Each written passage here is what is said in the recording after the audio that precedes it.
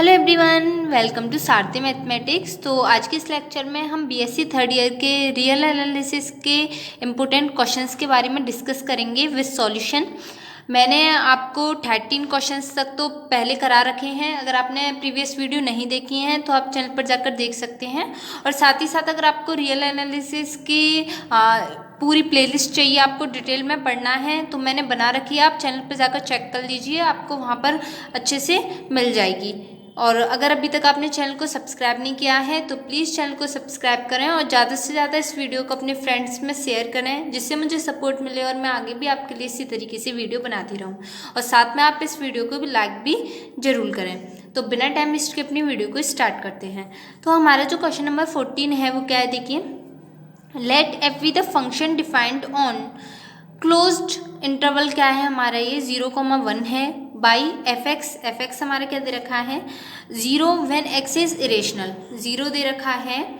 हमारा जो फंक्शन है वो 0 हो जाएगा, कब होगा, व्हेन एक्स इज इरेशनल, जब हमारा एक्स इरेशनल होगा तो हमारा फंक्शन कितना हो जाएगा 0। एंड नेक्स्ट क्या है, व्हेन एक्स इज रेशनल, तो फंक्शन हमारा क्या हो जाएगा 1। ठीक है, यहाँ तक क्लियर हुआ। जब आपका फंक्शन रेशनल है तो फंक्शन की वैल्यू आपके पास 0 है, और जब फंक्शन आपके पास रेशनल है तो आपके पास जो फंक्शन की वैल्यू है वो क्या है, आपके पास 1 है। अब हमें क्या करना है, यहाँ पर देखिए एक्स नहीं है, यहाँ पर हमें क्या करना है, कैलकुलेट, ये है हमारा लोअर इंटीग्रल और ये हमारा अपर इंटीग्रल। तो हमें लोअर और अपर इंटीग्रल फाइंड करने हैं। And hence so that F is not R integral in closed interval 0,1। तो हम क्या करेंगे, सबसे पहले तो हमें फंक्शन दे रखा है, वही जो मैंने आपको बताया है कि x हमारा अगर रेशनल है तो फंक्शन की वैल्यू 0 है, और एक्स रेशनल है तो फंक्शन की वैल्यू 0 है, और x रेशनल है तो फंक्शन की वैल्यू 1 है। उसके बाद हम क्या करेंगे, हम इसका लोअर इंटीग्रल और अपर इंटीग्रल कैलकुलेट करेंगे। फिर हम बताएंगे कि ये जो हमारा फंक्शन दे रखा है ये हमारा आर इंटीग्रल नहीं है। ठीक है, इसको हम कैसे करते हैं, अगर हमें आपने पढ़ा होगा, अगर हमें क्या निकालना होता है कि हमारा कोई फंक्शन रीमान इंटीग्रेबल है या नहीं है, तो हम कैसे चेक करते हैं, उसके लिए हमें क्या चेक करना पड़ता है, देखिए। उसके लिए जो हमारा लोअर इंटीग्रल है माइनस ए से बी, आपके पास कोई भी आपके पास लोअर इंटीग्रल है एफ एक्स टी एक्स, और आपके पास जो आपका अपर इंटीग्रल है, अपर रीमान इंटीग्रल है ए से माइनस बी, ये आपके पास अपर इंटीग्रल है। तो यहाँ पर एफ एक्स टी एक्स, तो इसका जो रीमान इंटीग्रेबल होने के लिए हमें क्या करना पड़ेगा, इन दोनों को इक्वल प्रूव करना पड़ेगा। जब ये दोनों अपर इंटीग्रल और लोअर इंटीग्रल अगर हमारे इक्वल आ जाते हैं तो हम क्या बोलेंगे कि जो हमारा फंक्शन है वो आर इंटीग्रेबल है। एक और चीज़ देखिए कि ये हम लोअर इंटीग्रल क्या होता है हमारा, लोअर इंटीग्रल की जो वैल्यू होती है उसको हम कैसे निकालते हैं, यहाँ से आपका जो सुप्रीमम होता है किसका, सुप्रीमम आपका लोअर रीमान सम का।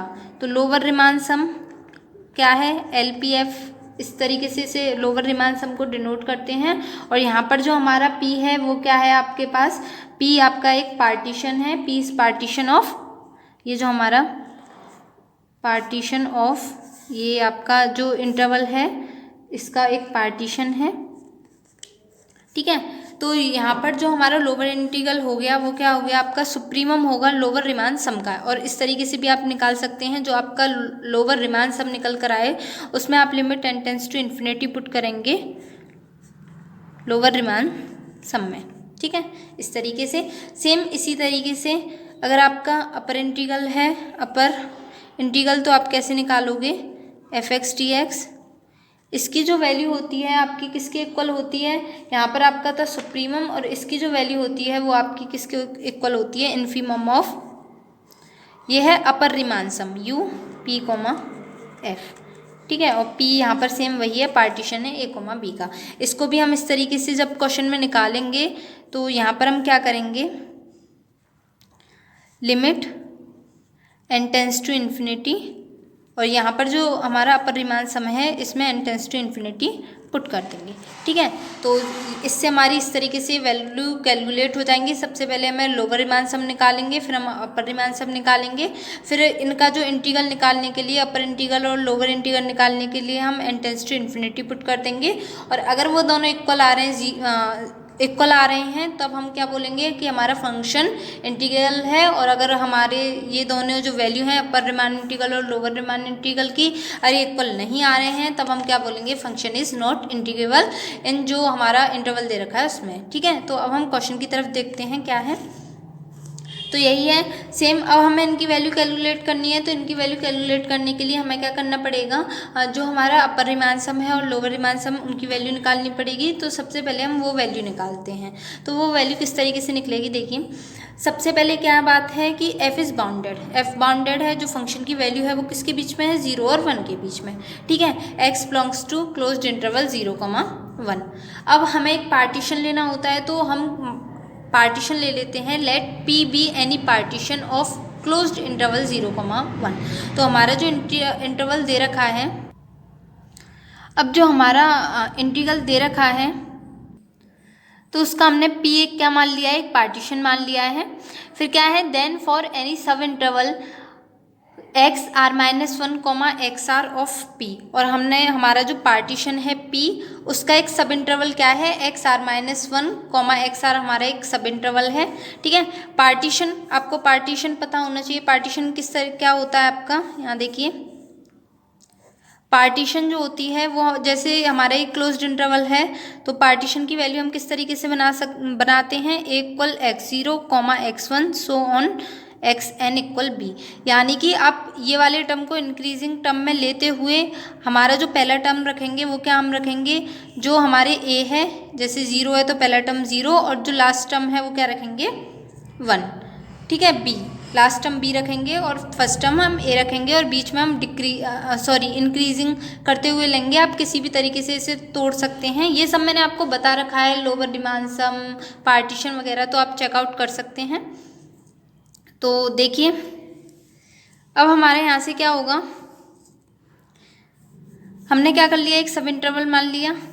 फिर क्या है, अब जब हमने देखी यहाँ से समझने की कोशिश कीजिए कि इसकी हमने एम आर इक्वल 0 और कैपिटल एम आर इक्वल 1, जो हमने इन्फीमम लिया है वो 0 और जो हमने सुप्रीमम लिया है वो 1 क्यों लिया है, क्योंकि हमारा यहाँ पर देखिए फंक्शन, देखिए पहले आप फंक्शन हमारा क्या कह रहा है कि अगर x हमारा इरेशनल है तो वैल्यू 0 होगी और x हमारा रेशनल है तो उसकी वैल्यू 1 होगी। तो हमारा कोई पार्टीशन बना लिया हमने, और अगर हम वहाँ पर क्या बनाते हैं, कोई भी हम सब इंटरवल ले लेते हैं उस पार्टीशन का, तो उसमें 0 भी वैल्यू इंक्लूड होगी और 1 भी वैल्यू इंक्लूड होगी। आप कितना भी छोटे से छोटा ले लीजिए, क्योंकि और चाहे कितने भी बड़ा से बड़ा इंटरवल ले लीजिए, क्योंकि अगर आप रेशनल नंबर लोगे तो दो रेशनल नंबरों के बीच में भी इनफाइनाइट इरेशनल नंबर आते हैं तो उसमें 0 भी आएगा, और दो इरेशनल नंबर के बीच में आपके इनफाइनाइट रेशनल नंबर आते हैं तो वहाँ पर 1 भी आएगा। तो यहाँ पर सीधी सीधी वैल्यू ये है कि अगर आप पार्टीशन का कोई भी आप सब इंटरवल बनाओगे तो उसमें वैल्यू 0 भी आएगी और उसमें वैल्यू 1 भी आएगी। ठीक है, तो 0 और 1 अगर आप यहाँ पर देखते हो तो इन्फीमम क्या है हमारा सबसे छोटा वाला, तो इन्फीमम कितना हो जाएगा 0, और जो हमारा सुप्रीमम है वो क्या हो जाएगा 1, क्योंकि हमारी सिर्फ वैल्यू क्या है 0 और 1 है, और आप कोई भी इंटरवल लोगे तो उसमें 0 और 1 आएंगी, तो इन्फीमम हमारा कितना हो जाएगा 0 और सुप्रीमम हमारा हो जाएगा 1। अब हम कैलकुलेट करते हैं हमारा लोअर रिमान सम। तो लोअर रिमान सम कैसे कैलकुलेट करते हैं, हम फॉर्मूला लगाते हैं r equal 1 summation r equal 1 to n M R dot del X R यहाँ पर क्या है, जो इंटरवल है हमारी उसकी लेंथ है। ठीक है, और हम क्या करेंगे इन्फीमम और जो हमारा लेंथ है उस इंटरवल की अलग अलग प्लस करके हम क्या कर देंगे, हमारा लोअर रिमान सम आ जाएगा। तो यहाँ पर तो हर किसी का जो इन्फीमम है वो कितना है 0, तो डेल एक्स आर, और 0 का डेल एक्स आर से मल्टीप्लाई करेंगे तो कितना हो जाएगा 0। तो हमारा जो लोअर रिमान सम आ जाएगा वो कितना हो जाएगा 0। अब हम बात करते हैं अपर रिमान सम की। तो अपर रिमान सम हमारा क्या होता है, summation r equal 1 to n capital M R, ये क्या है हमारा सुप्रीमम है, डॉट डेल एक्स आर, ये जो हमारे इंटरवल लिया है उसकी लेंथ है। ठीक है, अब यहाँ पर आप देखिए इन्फीमम हर किसी के लिए कितना होगा, किसी भी इंटरवल के लिए 1 होगा, तो हमने 1 वैल्यू पुट कर दी और r इक्वल 1 to n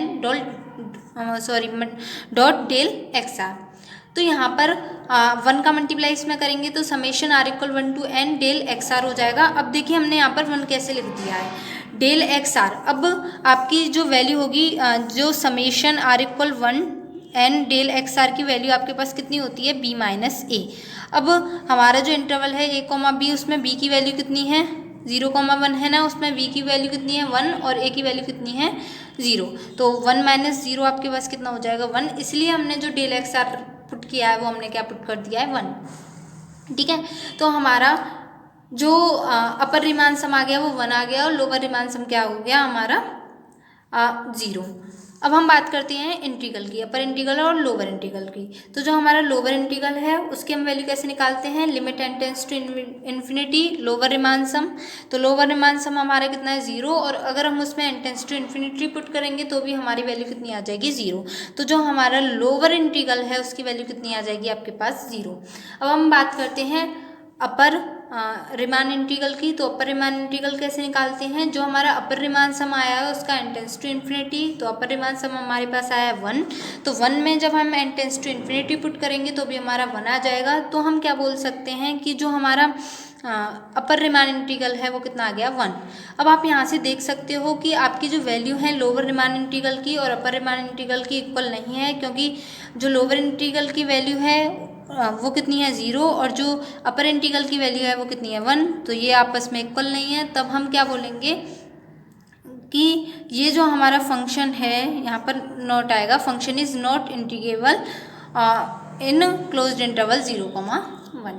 ठीक है, अब हम बढ़ते हैं अपने नेक्स्ट क्वेश्चन की तरफ। नेक्स्ट क्वेश्चन है हमारा, अब क्वेश्चन नंबर 15 क्या है, if f is continuous on closed interval a comma b then f is R integrable on हमारा जो इंटरवल है a कॉमा b।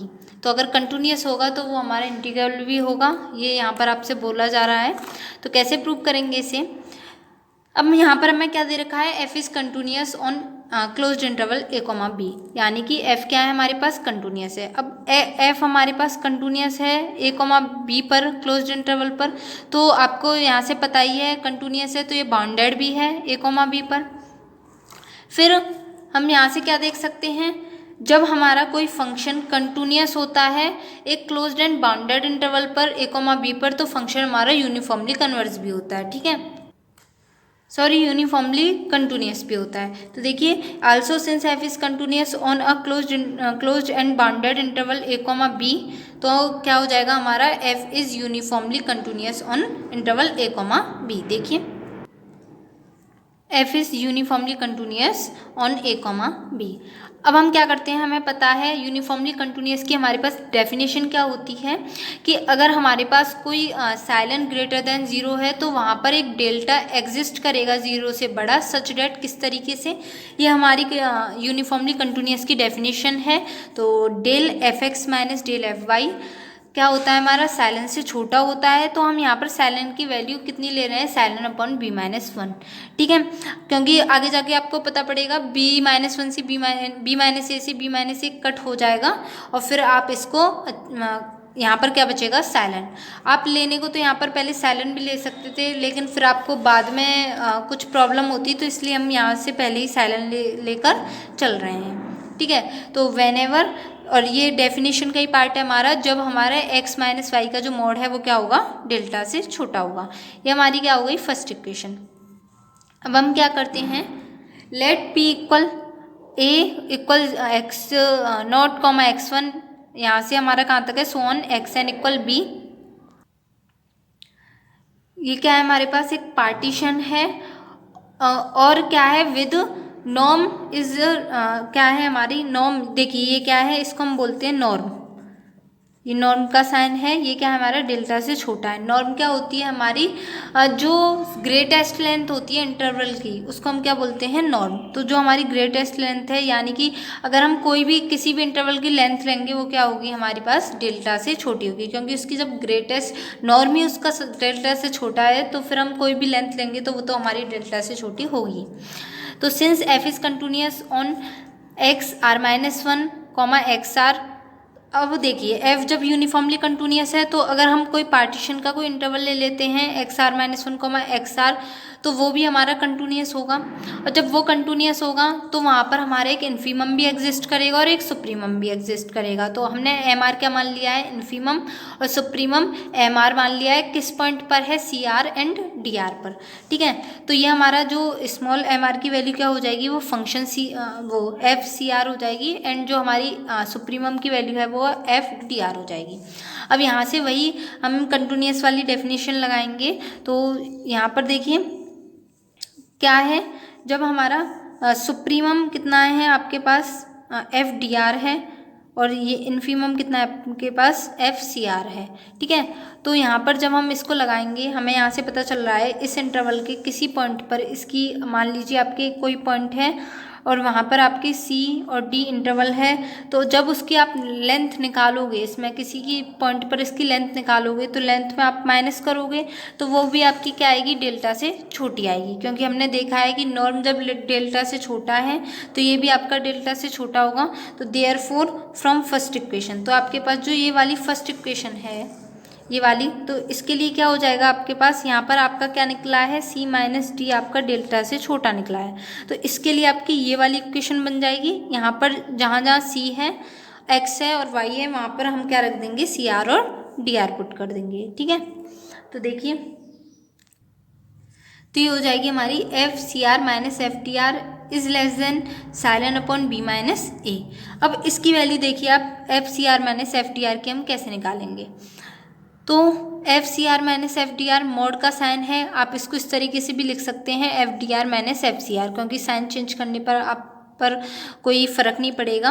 और हमने ये ऐसा क्यों किया है, क्योंकि FDR क्या है, हमारा सुप्रीमम है, तो ये वाली वैल्यू बड़ी है, तो इसलिए हमने ये वाला चेंज कर दिया है, FDR minus FCR, MR minus MR। ठीक है, तो जहाँ यहाँ पर हमारा क्या है, जो आपने इसकी वैल्यू, इसकी जो वैल्यू है वो आपने कितनी पुट कर दी, MR माइनस MR, ये capital MR minus small MR, तो इसकी जगह आपने पुट कर दी। ये भी हमारा क्या हो जाएगा, साइलन अपॉन B माइनस A से छोटा हो जाएगा। फिर हम क्या करेंगे, फिर हमने देखिए यहाँ पर क्या किया है, पहले आप एक बात समझिए, अगर हमें कोई जो हमारा फंक्शन है, अगर आपको वो इंटीग्रल दिखाना हो तो आप इस तरीके से भी दिखा सकते हैं कि जो आपका अपर रिमान सम है उसमें से अगर आप लोअर रिमान सम माइनस करते हैं तो वो आपका कितना आना चाहिए, साइलन से छोटा आना चाहिए। अरे यहाँ पर इस तरीके की कंडीशन सेटिस्फाई कर रही है किसी पार्टीशन के लिए, तब हम क्या बोलेंगे कि हमारा ये जो फंक्शन है, कंटिन्यूअस फंक्शन है, वो आपका क्या होगा, आपका इंटीग्रल होगा। तो वही हमने उसी के लिए हमने क्या कर लिया है, अपर रिमान सम माइनस लोअर रिमान सम की वैल्यू निकाल रहे हैं, देख रहे हैं ये हमारी साइलन से छोटी आ रही है या फिर नहीं। तो आपके पास अपर रिमान सम मैंने आपको बताया क्या होता है, समेशन R-1 n, ये क्या है हमारा सुप्रीमम है, डॉट डेल एक्स आर, ये लेंथ हो गई इंटरवल की। अलग अलग निकाल कर हम क्या करते हैं, फिर उसको प्लस कर देते हैं। यहाँ पर माइनस समेशन लोअर रिमान सम की वैल्यू है R=1 to n small MR, यह इन्फीमम है, और डेल एक्स आर। तो यहाँ पर हम क्या कॉमन ले लेते हैं, समेशन, ये हो जाएगा हमारा MR माइनस MR, और ये डेल एक्स आर। यहाँ पर आप देख सकते हैं इसकी जो वैल्यू थी हमारे पास क्या थी, साइलन अपॉन B माइनस A से छोटी थी, ये आपने यहाँ पर करके दिखाया है। तो इसकी जगह हमने क्या कर दिया है, साइलन अपॉन B माइनस A लिख दिया है, और ये डेल एक्स आर हो गया हमारा। ठीक है, फिर आपने ये समेशन अंदर साइड ले लिया है और ये कांस्टेंट बाहर ले लिया है, तो ये हमारा क्या हो जाएगा, अभी मैंने जस्ट आपको बताया है summation R=1 to n del X R की जो वैल्यू होती है वो कितनी होती है, B माइनस A। तो वही हमने B माइनस A यहाँ पर पुट कर दिया, और B माइनस A से B माइनस A कट हो जाएगा, तो ये हमारा क्या हो जाएगा, साइलन से छोटा। तो हम यहाँ पर क्या कह सकते हैं कि जो हमारा अपर रिमान सम में से अगर हम लोअर रिमान सम माइनस कर रहे हैं तो उसकी वैल्यू क्या आ रही है, हमारे पास साइलन से छोटी आ रही है। तो hence F is R integral over हमारा इंटरवल A, B।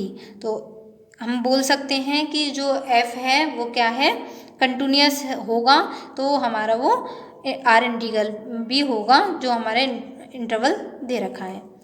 तो अब हम आगे बात करते हैं, अपने नेक्स्ट क्वेश्चन को की तरफ बढ़ते हैं। तो हमारे 16 क्वेश्चन है test the convergence of the integral. तो हमारे इस 16 क्वेश्चन में 4 क्वेश्चंस आ रहे हैं, तो एक एक करके सभी इंटीग्रल का हम क्या चेक करेंगे, कन्वर्जेंस। तो हमारा फर्स्ट है, हमारा इंटीग्रल कहाँ से कहाँ तक है, लिमिट क्या है, a से इन्फिनिटी cos x upon 1 + x² dot dx। तो यहाँ पर आप देखिए कि सबसे पहले तो हम चेक करेंगे कि हमारा कौन से टाइप का इंटीग्रल है, फर्स्ट टाइप का है या सेकंड टाइप का है। तो ये वाला जो है ये हमारा फर्स्ट टाइप का इंटीग्रल है, क्योंकि यहाँ पर जो हमारी लिमिट आ रही है आप देख सकते हैं इन्फिनिटी आ रही है। तो ये क्या है, हमारा फर्स्ट टाइप का है, लिमिट इन्फिनिटी है और ये हमारा बाउंडेड है। अब हम क्या देखेंगे, हमें ये तो पता चल गया है ये फर्स्ट काइंड का हमारा इम्प्रॉपर इंटीग्रल है। तो इस टाइप के प्रॉपर इंटीग्रल को हम किस तरीके से इम्प्रॉपर इंटीग्रल को किस तरीके से सॉल्व कर सकते हैं, तो यहाँ पर हम यूज़ करेंगे comparison test. Comparison test use करने से पहले आपको मैं 2 टेस्ट बता रही हूँ, P test and comparison test, उसको आप देख लीजिए, फिर हम वही अप्लाई करेंगे। देखिए तो यहाँ पर है test for convergence of a से इन्फिनिटी f(x) dx is greater than 0। A की वैल्यू जब आपकी 0 से बड़ी है तो इस तरीके के इंटीग्रल को हम किस तरीके से सॉल्व करेंगे। तो पहला हमारा है p test, the integral a से इन्फिनिटी dx अपॉन x की power p is converge when p is greater than 1 and is diverse when p is less than and equal to 1।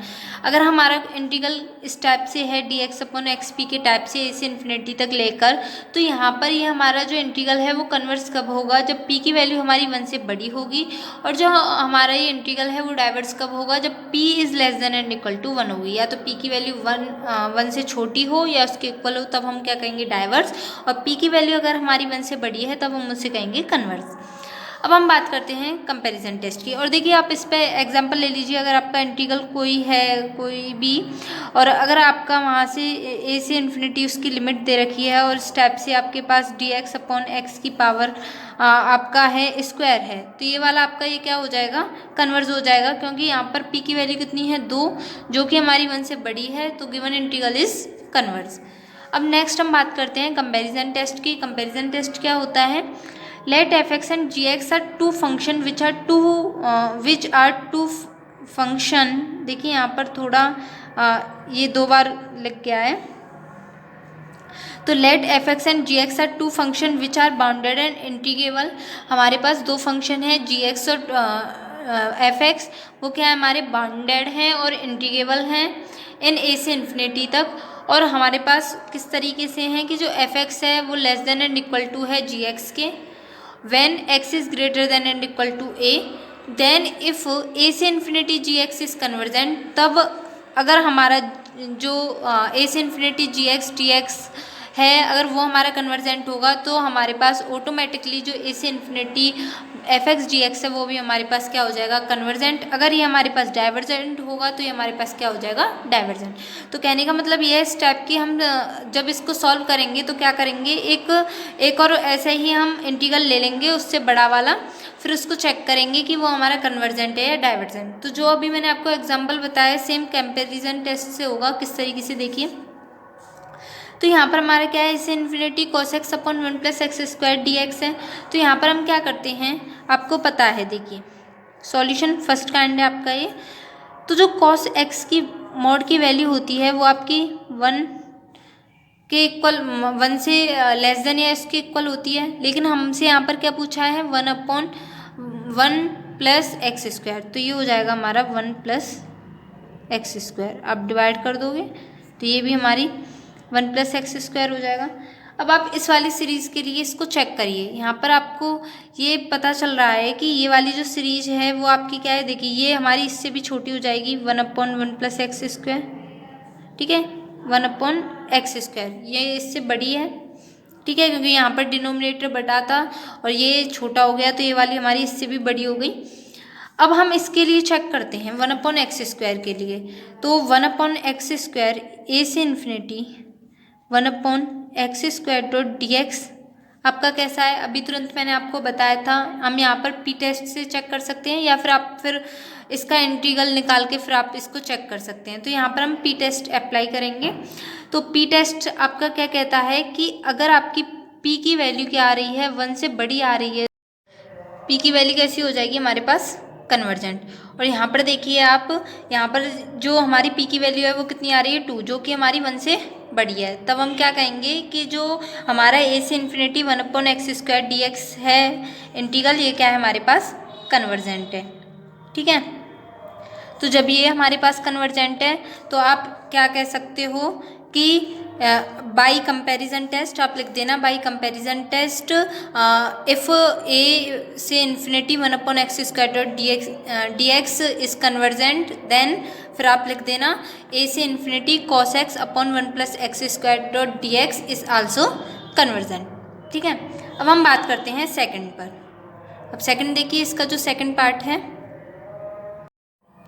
हमारा सेकंड है a से infinity 1 - e⁻⁻x cos x upon x² dx when a is greater than 0।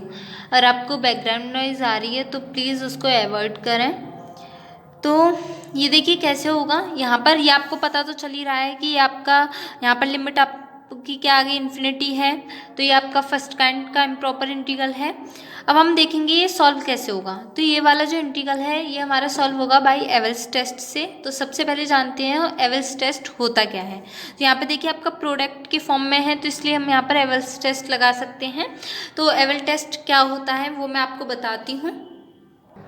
Evils test की definition है, if a से इन्फिनिटी f(x) dx का हमारे पास क्या है इंटीग्रल है, कन्वर्स कर रहा है, and phi x is bounded and monotonic, और जो फाई x है वो बाउंडेड है और मोनोटोनिक है for x is greater than a, then a से इन्फिनिटी तक के लिए जो हमारा f(x) डॉट फाई x, इन दोनों का जो मल्टीप्लाई है, उनका प्रोडक्ट है, उनका इंटीग्रल क्या हो जाएगा हमारे पास कन्वर्जेंट हो जाएगा। यानी कि अब और आप एक और बात याद रखना, इस वाली आप डेफिनेशन को याद कर लीजिए, क्योंकि आपसे क्वेश्चन करने से पहले भी आपसे डायरेक्ट पूछा जा सकता है कि definition of Abel's test, state and prove Abel's test भी आ सकता है, और फिर आपसे क्वेश्चन इसके बारे में पूछा जा सकता है। तो यहाँ पर आप देख लीजिए, अगर इस तरीके का कोई इंटीग्रल होगा उसमें हम क्या करेंगे, हम एक को कन्वर्स कर सकते हों, और अगर जिसको कन्वर्स कर सकते हैं वो कन्वर्स है और फाई x हमारा बाउंडेड और मोनोटोनिक है, तो हमारे पूरा जो इंटीग्रल है वो क्या हो जाएगा कन्वर्जेंट। यही वाला जो रूल है हम कहाँ पर अप्लाई करेंगे, पीछे जो अभी मैंने आपको क्वेश्चन बताया, तो कैसे हो जाएगा। तो देखिए ये हमारी ऐसे इन्फिनिटी तक है, और यहाँ पर आपको प्रोडक्ट दे रखा है 1 - e⁻⁻x, और यहाँ पर एक function cos x upon x²। तो यहाँ पर हम देख सकते हैं कि जो हमारा f(x) है cos x अपॉन x² ये कन्वर्स करेगा। ठीक है, कैसे चेक करेंगे इसे हम मान लेते हैं f(x), तो हमने मान लिया cos x अपॉन x², और फाई x हमने मान लिया है फाई x इक्वल 1 - e⁻⁻x। तो जब आप f(x) को कैसे कन्वर्स करके दिखाएंगे, जस्ट मैंने अभी आपको इससे पहले वाला एग्जांपल बताया था कंपैरिजन टेस्ट से, उससे करेंगे से, तो cos x अपॉन x² हमारा क्या हो जाएगा 1/x² से लेस देन एंड इक्वल। फिर हम इसको देखेंगे a से इन्फिनिटी 1/x² dx, ये हमारा कन्वर्जेंट होगा, तो ये भी हमारा कन्वर्जेंट हो जाएगा। तो आपको बाई पी से डी टेस्ट पता है, p की वैल्यू 1 से बड़ी है, तो ये वाला जो हमारा इंटीग्रल है वो क्या है हमारे पास कन्वर्जेंट है। तो हम क्या बोलेंगे कि ये जो cos x upon x² a से इन्फिनिटी है, ये भी हमारे पास क्या होगा आल्सो कन्वर्जेंट। अब हम फाई x की बात कर लेते हैं। तो फाई x क्या है हमारा monotonically increasing and bounded function है। तो हम एवल्स टेस्ट से क्या बोलेंगे कि जो a से infinity 1 - e⁻⁻x cos x upon x² dx है, वो भी हमारा क्या हो जाएगा कन्वर्जेंट हो जाएगा। तो ये तो आपका हो गया सेकेंड पार्ट जो था। अब हम देखते हैं थर्ड क्वेश्चन। थर्ड क्या है, तो हमारे इसका थर्ड क्वेश्चन क्या है, देखिए discuss the convergence of beta function. तो हमें जो हमारा बीटा फंक्शन होता है, बीटा फंक्शन क्या होता है 0 से 1 हमारी लिमिट होती है, और x की पावर m-1 डॉट 1 - x की पावर n-1 dx, ये वाला जो फंक्शन है ये हमारे क्या कहलाता है बीटा फंक्शन। अब हमें ये क्या अब हमें ये क्या करके दिखाना है कि ये हमारा बीटा फंक्शन क्या है कन्वर्ज है। तो मतलब इसकी कन्वर्जेंस के ऊपर हमें डिस्कस करना है कि किस पॉइंट पर ये कन्वर्ज होगा और कहाँ पर ये कन्वर्ज नहीं होगा। तो कैसे करेंगे, तो देखिए हमारी m और n के लिए हमारे पास केस बनते हैं। तो सबसे पहले हमारा केस फर्स्ट क्या है, अब देखिए यहाँ पर हमने क्या लिया है if m-1 is greater than 0 and n-1 is greater than 0। मतलब हम फर्स्ट केस में क्या ले रहे हैं कि m-1 और n-1 क्या है हमारा 0 से बड़ा है। तो m-1 और n-1 जब हमारा 0 से बड़ा होगा तो ये m greater than 1 and n greater than 1 हो जाएगा, ठीक है, क्योंकि ये इस साइड आ जाएगा। तो m greater than 1 and n greater than 1। जब हमारा m और n हमारा ग्रेटर दैन 1 हो जाएगा तो ये हमारा क्या बन जाएगा, प्रॉपर इंटीग्रल। क्योंकि अब देखिए समझने की कोशिश करिए कि हमारा प्रॉपर इंटीग्रल कैसे बनेगा। हमारी जब m की पावर आपकी 1 से बड़ी है, आपने मान लिया m की पावर आपकी क्या है यहाँ पर 2 है, ठीक है, तो 2 माइनस 1 कितना हो जाएगा 1 माइनस एक्स की पावर 2 माइनस 1 1। तो ये 0 से 1 डॉट डी एक्स, तो ये तो हमारा प्रॉपर इंटीग्रल ही हो गया, क्योंकि इसमें लिमिट भी आपकी फाइनाइट है और फंक्शन भी आपका यहाँ पर अनबाउंडेड नहीं है। तो प्रॉपर इंटीग्रल हो गया, यानी कि ये तो आपका कन्वर्स है ही है। अब नेक्स्ट हम केस के ऊपर बात करते हैं। हमने यहाँ पर क्या लिया था, m is greater than 1 and n is greater than 1। अब हम क्या लेते हैं, m is less then 1 and n is less then 1। अगर हमारा क्या होता है m और n लेस देन 1 हो जाएगा तो जो हमारे 0 एंड जो 1 है हमारे लिमिट पॉइंट हैं उन पर हमें क्या मिलेगी, इनफाइनाइट, यानी कि इनफाइनाइट यहाँ पर अनबाउंडेड हो जाएंगे। ये वाले जो फंक्शन है ये 0 और 1 दोनों पर ही क्या हो जाएंगे, अनबाउंडेड हो जाएंगे। आप एग्जाम्पल भी लेके देख सकते हैं। अगर आप m की वैल्यू 1/2 लेते हैं तो ये क्या हो जाएगा, ये स्टेप से बनेगा 1 x की पावर 1/2 हो जाएगा, ये नीचे पावर आ जाएगी और 0 to 1 और ये हो जाएगा हमारा 1 माइनस एक्स की पावर 1/2 डॉट डी एक्स। यानी कि आपका यहाँ पर फंक्शन देखिए ये आपका 0 पर भी अनबाउंडेड है और ये वाला जो फंक्शन है आपका 1 माइनस 1 करेंगे तो 1/0 ये आपका इन्फिनिटी बन जाएगा।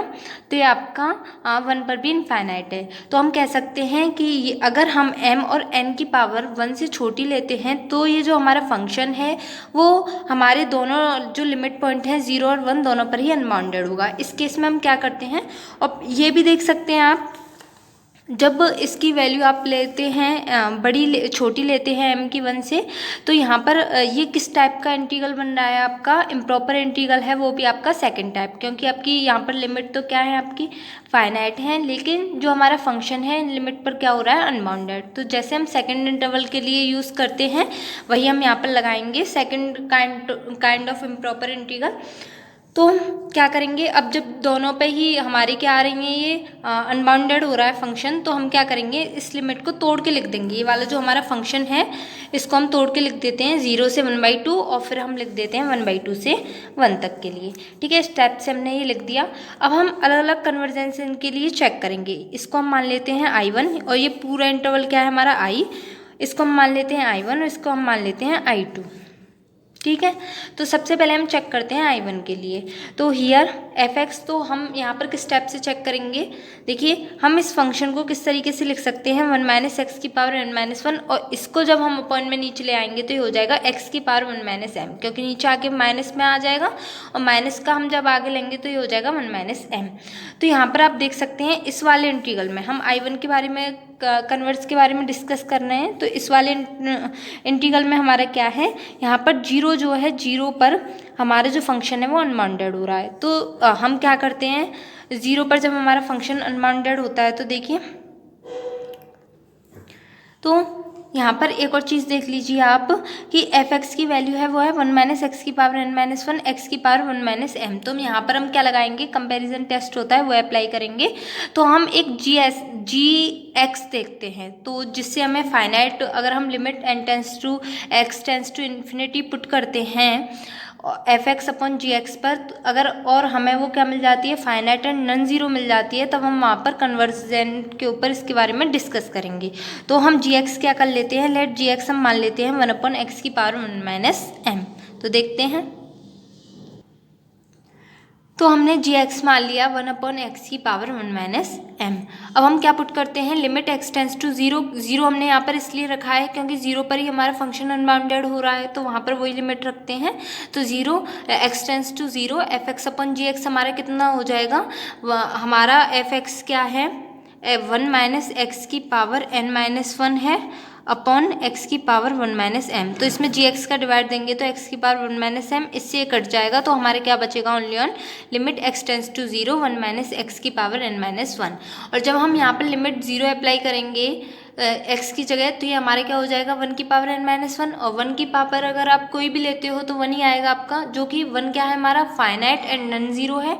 अगर हमारी limit x tends to zero f x upon ji x की value finite and non zero आ जाती है, तो कंपैरिजन इंटीग्रल टेस्ट क्या कहता है कि जो हमारी इंटीग्रल 0 से 1/2 एफ एक्स डी एक्स और जो हमारा 1/2 से 0 इंटीग्रल है जी एक्स डी एक्स, वो हमारा दोनों ही या तो कन्वर्ज होंगे या फिर दोनों ही डाइवर्ज होंगे। तो हम किसी के लिए भी चेक कर सकते हैं, तो यहाँ पर हम आसानी से जी एक्स को चेक कर सकते हैं कन्वर्जेंट के लिए। तो यहाँ पर अगर हमारा जी एक्स कन्वर्जेंट हो जाएगा तो हम बोलेंगे कि जो हमारा एफ एक्स डी एक्स है वो भी कन्वर्जेंट है। तो जी एक्स हमारा क्या है 0 से 1/2 डी एक्स अपॉन एक्स की पावर 1 माइनस एम, ये हमारा कन्वर्जेंट कब होगा? आपने एक वो हमारा पी टेस्ट होता है, उससे आपने देखा होगा यहाँ पर आपका बीटा फंक्शन में, सॉरी जो सेकंड काइंड ऑफ इंटीग्रल होता है उसके लिए आपका क्या होता है, जो यहाँ पर x अपॉन पी की वैल्यू है, इस p की वैल्यू आपकी क्या आनी चाहिए 1 से छोटी आनी चाहिए। जब p की वैल्यू 1 से छोटी आती है तब आप कहेंगे कि उस सिचुएशन में आपका जो फंक्शन है वो क्या है कन्वर्जेंट है। तो हमें जो p की वैल्यू है वो क्या लेनी पड़ेगी कन्वर्जेंट के लिए 1 से छोटी, तो 1 माइनस पी लेस देन क्या हो गया हमारा 1, 1 से 1 कट हो जाएगा तो -1 minus M is less than zero, और जब हम माइनस का मल्टीप्लाई कर देंगे तो ये हो जाएगा हमारा M is greater than zero. ठीक है, यहाँ तक क्लियर हुआ। अब हम देखते हैं ये वाला जो ये हमारा जी एक्स डी एक्स है, ये हमारा कन्वर्जेंट हो गया। तो जो हमारा फंक्शन है 0 से 1/2 1 माइनस एक्स की पावर एम माइनस 1 एक्स की पावर 1 माइनस एम, वो भी हमारा कन्वर्जेंट हो जाएगा इफ़ अगर हमारी जो m की वैल्यू है वो क्या है 0 और 1 के बीच में है, क्योंकि यहाँ पर m आपका क्या आ गया है m क्या होनी चाहिए 0 से बड़ी होनी चाहिए, और जो हमने शुरू में कंडीशन ली थी वहाँ पर क्या लिया था कि m इज़ लेस देन 1, तो m लेस देन 1 और आपकी 0 से बड़ी आनी चाहिए। ठीक है, अब हम बात करते हैं, अब हम डिस्कस करते हैं I2 के ऊपर के बारे में। अभी यहाँ पर हमने I equal I1 plus I2 लिया था, तो I1 के बारे में तो हमने डिस्कस कर लिया कि किस पॉइंट पर ये कन्वर्जेंट है। अब I2 के बारे में डिस्कस करते हैं। तो I2 है हमारा 1/2 से 1 तक के लिए, तो 1/2 से 1 तक के लिए है x की power m minus 1 1 minus x की power n minus 1 dot D x. तो यहाँ पर जो हम फंक्शन ले रहे हैं एफ एक्स ले रहे हैं, उसमें क्या कर रहे हैं x की पावर m माइनस 1 ऊपर लिख रहे हैं, और जब ही नीचे आ जाएगा तो ये हो जाएगा हमारा 1 माइनस एक्स की पावर 1 माइनस n। तो आप जी एक्स किस तरीके से लोगे, जी एक्स आपका हो जाएगा 1/1 माइनस एक्स की पावर 1 माइनस n। तो सेम जैसे अभी आपने I1 निकालने के लिए किया है उसी तरीके से यहाँ पर भी आप कंपैरिजन टेस्ट लगाओगे। तो हम क्या अब यहाँ पर किस पॉइंट के लिए आपको 0 मिल रहा है, सॉरी अनबाउंडेड हो रहा है, किस पॉइंट के लिए, ये आपका 1 के लिए क्या हो रहा है, ये फंक्शन आपका अनबाउंडेड हो रहा है। तो इसीलिए हम क्या निकालेंगे अब limit x tends to 1 F x upon ji X. अगर इसकी वैल्यू हमारी फाइनाइट एंड नॉन जीरो आएगी तब हम बोलेंगे कि जी एक्स और एफ एक्स का जो इंटीग्रल है वो सेम बिहेव करेगा। फिर हम देखते हैं कि हमारा जी एक्स कन्वर्जेंट आएगा तो हम क्या बोलेंगे कि एफ एक्स भी हमारा कन्वर्जेंट होगा।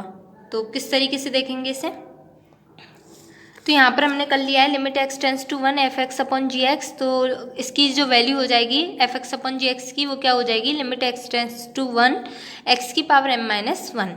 ठीक है, और जब आप x की जगह 1 पुट करोगे तो वही 1 की पावर आपकी कुछ भी हो डिपेंड नहीं करता 1 ही आएगा।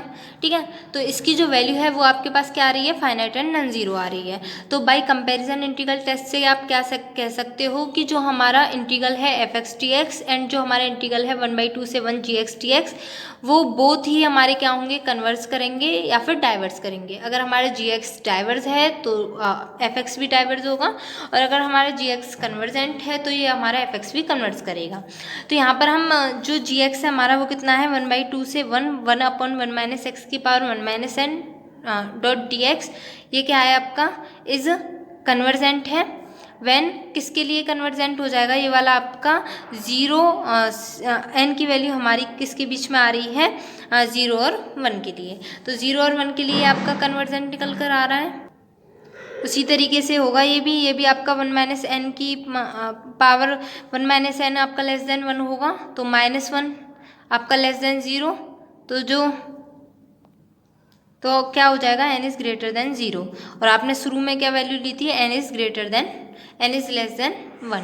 तो ये इसकी जो वैल्यू है वो 0 और 1 के बीच में लाई करेगी।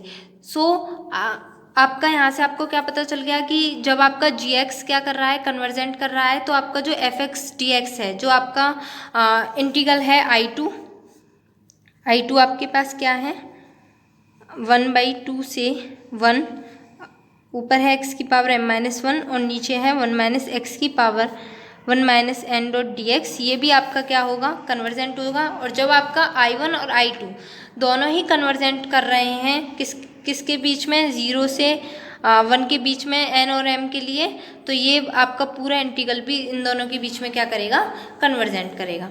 ठीक है, अब हम बात करते हैं हमारा जो फोर्थ है वो क्या है, गामा फंक्शन। अभी हमने किसके कन्वर्जेंस के बारे में डिस्कस किया था, बीटा फंक्शन के बारे में। तो अब हम देखते हैं कन्वर्जेंस ऑफ गामा फंक्शन। तो आपका गामा फंक्शन क्या होता है, i = 0 से इन्फिनिटी x की पावर n-1 डॉट e की पावर -x dx। ठीक है, ये वाला आपका क्या हो गया, ये आपका गामा फंक्शन है। तो यहाँ पर भी आप देख सकते हैं 0 से इन्फिनिटी आपकी लिमिट है, यानी कि आपकी जो लिमिट है उसमें ही आपका इन्फिनिटी आ रहा है। तो ये जो हमारा क्या हो जाएगा, इम्प्रॉपर इंटीग्रल हो जाएगा। और लिमिट अगर हमारी इन्फिनिटी आती है तो फर्स्ट काइंड का इम्प्रॉपर इंटीग्रल हो जाता है आपका। तो ये हमारा हो जाएगा 0 से इन्फिनिटी x की पावर n-1 डॉट e की पावर -x dx को हम क्या कर लेंगे, ब्रेक कर लेंगे। ठीक है, तो किस किस पॉइंट पर ये ब्रेक होगा, 0 से 1 e की पावर -x डॉट x की पावर n-1 dx। और यहाँ पर हम लिमिट ले लेंगे 1 से इन्फिनिटी e की पावर -x की पावर n-1 डॉट dx। इसको हम मान लेते हैं E1 और इसको हम मान लेते हैं E2। तो ये जो E1 है ये आप देख सकते हो 0 से 1 है, यानी कि ये आपका यहाँ पर जो लिमिट है वो क्या है, आपकी फाइनाइट है। तो ये इम्प्रॉपर इंटीग्रल फर्स्ट काइंड तो होगा नहीं, लेकिन जब आप यहाँ पर वैल्यू पुट करते हो तो ये आपका क्या बन जाएगा, अनबाउंडेड हो जाएगा। तो इसके लिए ये आपका क्या बन गया, second kind of improper integral बन गया। तो उसके लिए हम इसे सॉल्व करेंगे, पहले I1 के लिए देखते हैं, फिर I2 के लिए देखते हैं। तो क्या होगा, तो जो हमारा I1 है वो आपका प्रॉपर इंटीग्रल हो जाएगा किसके लिए, n-1 is greater than and equal to 0 and n is greater than and equal to 1 के लिए आपका ये क्या हो जाएगा, प्रॉपर इंटीग्रल। क्योंकि आपकी लिमिट फाइनाइट है और अगर आपकी वैल्यू n की 1 से बड़ी होगी तो वो आपका इंटीग्रेबल भी हो जाएगा, तो आपका ये प्रॉपर इंटीग्रल हो जाएगा। तो ये क्या हो जाएगा, कन्वर्जेंट। अगर आपकी जो n की वैल्यू है वो 1 से छोटी है, अगर n की वैल्यू 1 से छोटी होगी तो 0 पॉइंट पर आपको क्या मिलेगा, फंक्शन अनबाउंडेड मिलेगा। तो वही आप कंपैरिजन टेस्ट लगाएंगे जैसे अभी हमने प्रीवियस क्वेश्चन में किया था। तो gx समय क्या लेंगे, हम पहले लिख लेते हैं जो हमारी fx की वैल्यू है वो है हमारी क्या है, देखिए यहाँ पर e की पावर -x है अपॉन नीचे x को लाते हैं तो x की पावर 1 - n हो जाएगी fx की वैल्यू। हम gx क्या लेट कर लेते हैं, 1/x की पावर 1 - n लेट कर लेते हैं। तो जब आप limit x tends to 0 fx/gx करेंगे तो ये x 1 - n से x 1 - n कट हो जाएगा। तो ये आपकी जो लिमिट हो जाएगी, यहाँ पर पुट करेंगे x टेंस टू 0 तो ये क्या हो जाएगा 1/e टेंस टू 0 और ये क्या हो जाएगा 1। तो आपकी finite and non zero value मिलेगी। तो कंपैरिजन टेस्ट आपका क्या कहता है कि जब आपको limit x tends to 0 fx/gx की finite and non zero value मिलेगी तो आपका जो fx और gx वाला इंटीग्रल है दोनों ही क्या करेंगे, सेम बिहेव करेंगे। तो हम चेक करते हैं हमारा gx कैसा है। तो 0 से 1 dx अपॉन x की पावर 1 - n इस कन्वर्जेंट, कब कन्वर्जेंट होगा, किस वैल्यू के लिए कन्वर्जेंट होगा, यहाँ पर सेकंड टाइप ऑफ इंटीग्रल के लिए ये जो x की पावर p है, इस p की वैल्यू क्या होनी चाहिए आपकी 1 से छोटी होनी चाहिए, तब भी आपका कन्वर्जेंट होगा। तो ये आपका हो जाएगा -n 0 और n इज़ ग्रेटर देन 0। तो n इज़ ग्रेटर देन 0 के लिए आपका यहाँ पर क्या आ रहा है, कन्वर्जेंट आ रहा है। ठीक है, तो जब ये कन्वर्जेंट आ रहा है तो लिमिट हमारी 0 से 1 के लिए fx/dx भी आपकी क्या हो जाएगी, convergent n is greater than 0 के लिए। तो हम क्या कह सकते हैं कि जो हमारा I1 है वो क्या है, कन्वर्जेंट। अब डिस्कस करते हैं I2 के ऊपर। अब जो हमारा I2 है उसमें आप देख सकते हैं ये क्या है, 1 से इन्फिनिटी e की पावर माइनस एक्स, एक्स की power n minus one dot D x. तो यहाँ पर जो हमारा फंक्शन है इसमें सबसे मेन बात क्या है आपकी कि ये आपका क्या है, first type of improper integral है, क्योंकि आपकी जो लिमिट है वो ये इनफाइनाइट आ रही है, तो ये first kind of improper integral है। तो यहाँ पर जब हम क्या लगाएंगे, रूल लगाएंगे कंपैरिजन टेस्ट वाला, तो एफ एक्स की वैल्यू क्या है हमारी, यहाँ पे हमने क्या लिया है, एक्स की power n minus one upon e x, इस बार ई एक्स नीचे लिख लिया है, और जी एक्स हम क्या लेट करेंगे। देखिए सबसे पहले अगर आप इसमें क्या रखते हैं, लिमिट रखते हैं आप इसमें एफ एक्स में, तो आपकी जो वैल्यू है वो क्या आएगी, हमेशा आपकी ज़ीरो आएगी एल हॉस्पिटल रूल लगाने के बाद, क्योंकि किसी ना किसी पॉइंट पर आपको ये ज़ीरो मिलेगा। तो हमारा जो रूल होता है कंपैरिजन टेस्ट वो क्या बोलता है कि अगर आपको एफ एक्स अपन जी एक्स की जो वैल्यू है वो आपकी ज़ीरो आ रही है, तो उसके लिए हम केवल और केवल कन्वर्जेंट के लिए चेक करते हैं। तो हम यहाँ पर एक जी एक्स ऐसा मानते हैं जो कन्वर्ज हो, तो 1/x² जो है वो कन्वर्ज है, तो इसीलिए हमने 1/x² लिया है। और ये आप ध्यान रखना, ये हमारा क्या है, improper integral of first kind है। तो यहाँ पर जो कंपैरिजन टेस्ट होता है, जो पी टेस्ट होता है, उसमें क्या होता है, हमारा कन्वर्जेंट कब होता है, जब पी की वैल्यू आपकी क्या होती है, 1 से बड़ी, और सेकंड काइंड में क्या थी, पी की वैल्यू 1 से छोटी थी। तो इसमें कन्फ्यूज मत होना। तो 1/x² हो गया ये। फिर हम एफ एक्स अपॉन जी एक्स निकालेंगे। तो now limit x tends to infinity f x upon ji x निकालेंगे। तो limit x tends to infinity x की power n minus one upon e x upon 1/x²। तो इसकी पावर ऊपर जाएगी, ये हो जाएगा एक्स की power n plus one upon e x equal 0 for all n। ठीक है, हर n के लिए हमें क्या मिलेगा, ये limit x tends to infinity की वैल्यू आपके पास कितनी हो जाएगी, 0। इसको अगर आप एल हॉस्पिटल रूल से सॉल्व करके देखेंगे तो इसकी जो वैल्यू होगी वो 0 हो जाएगी। तो बाय कंपैरिजन टेस्ट आपसे कंपैरिजन टेस्ट क्या कहता है, अगर लिमिट एफ एक्स अपॉन जी एक्स की वैल्यू आपके पास 0 आती है, तो वहाँ पर केवल और केवल वो फंक्शन किसके लिए ट्रू है, कन्वर्स के लिए। अगर आपका जी एक्स कन्वर्स करेगा तभी आपका एफ एक्स कन्वर्स करेगा। हम यहाँ पर डाइवर्जेंट के लिए चेक नहीं करेंगे। तो 1/∞ 1/x² D x is convergent, वही मैंने आपको बताया। यहाँ से हम पी टेस्ट देखेंगे। तो यहाँ पर क्या होता है फर्स्ट इंटीग्रल में कि हमारी जो p की वैल्यू है अगर 1 से बड़ी आती है तभी वो हमारा क्या होता है, कन्वर्जेंट। तो यहाँ पर p की वैल्यू आपकी क्या है, 2, जो कि हमारी 1 से बड़ी है। तो ये हमारा जो इंटीग्रल है वो क्या है, आपके पास कन्वर्जेंट है। अगर ये आपका कन्वर्जेंट हो जाएगा तो 1/∞ e की पावर माइनस एक्स, एक्स की power n minus one D x is also convergent for all n। तो हर n के लिए क्या हो जाएगा, आपके पास कन्वर्जेंट हो जाएगा। तो देखिए, so gamma function is convergent for n is greater than 0। तो जो हमारा गामा फंक्शन है वो n इज ग्रेटर देन 0 के लिए क्या है, कन्वर्जेंट है। अब यहाँ पर केवल और केवल n इज ग्रेटर देन 0 क्या आया है, क्योंकि जो आपका I2 है वो तो आपका हर n के लिए ट्रू है, और जो I1 है वो केवल और केवल आपका n इज ग्रेटर देन 0 के लिए ट्रू है। तो I1 और I2 की जब हम कन्वर्जेंट दोनों को मिला के डिस्कस करेंगे तो हमारा केवल और केवल किसके लिए ट्रू होगा, ये n इज ग्रेटर देन 0। तो ये हमारा क्या हो गया, गामा फंक्शन के बारे में हमने कन्वर्जेंट पर डिस्कस कर लिया है। तो ये यहाँ तक के हमारे क्वेश्चंस कंप्लीट होते हैं। अगर आपको अच्छी लगी है वीडियो और आगे भी इसी तरीके से आपको मेरी वीडियो देखनी है तो प्लीज़ चैनल को सब्सक्राइब करें, ज़्यादा से ज़्यादा अपने फ्रेंड्स में शेयर करें, और प्लीज़ लाइक करना ना भूलें। Thanks for watching.